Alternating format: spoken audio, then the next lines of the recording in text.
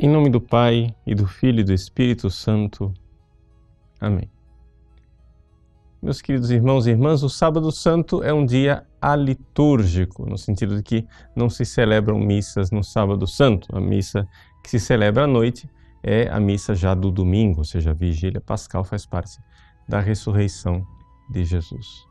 Mas eu gostaria de dizer algumas palavras para que nós tivéssemos um pouco o que meditar durante esse dia.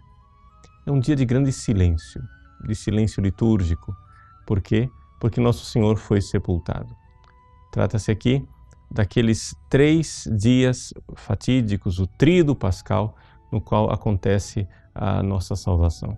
O primeiro dia é Sexta-feira Santa, que começa na quinta noite, porque para os judeus, com o aparecer da primeira estrela, já é o dia seguinte. Então, a ceia do Senhor, o lava-pés, já foi no mesmo dia para eles, no qual Jesus morreu. E o Sábado Santo, que depois do sepultamento de Cristo, quando a pedra rolou sobre o túmulo, então nós temos aquele dia silencioso, que só irá depois, no domingo, terminar com a ressurreição. É depois da noite de Sábado Santo, quando finalmente então aparece a primeira estrela e já não é mais sábado, que se celebra a ressurreição de Cristo. Então esses são os 3 dias. Mas então o que fazer de um dia em que nada acontece? Ou seja, o que fazer desse dia, Sábado Santo, em que no fundo, Jesus já não está na cruz, está morto, mas ainda não ressuscitou.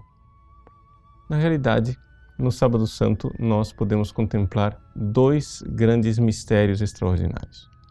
O primeiro deles é a descida de Jesus à mansão dos mortos.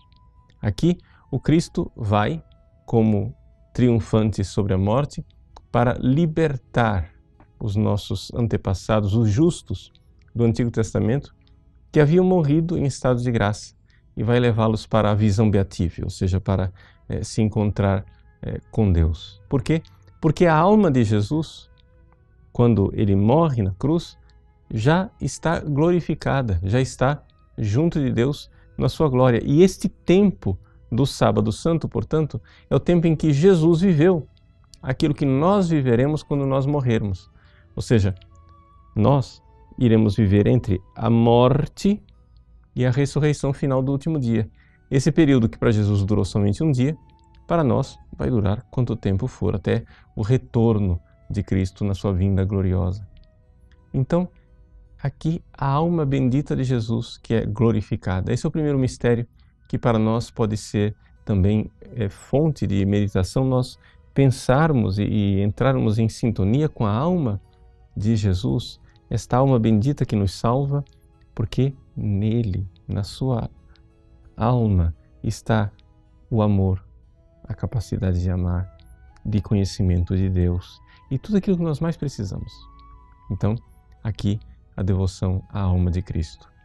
Segunda coisa que nós podemos meditar no mistério do Sábado Santo é a fé da Virgem Maria. Nós podemos dizer que no Sábado Santo, de alguma forma, a Igreja ficou reduzida a Maria. Por quê?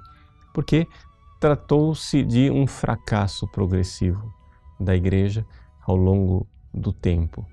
Ou seja, os discípulos foram abandonando, traindo, negando Jesus, fugiram de medo, até que aos pés da cruz ficou somente a Virgem Maria, São João e as outras mulheres que ali estavam.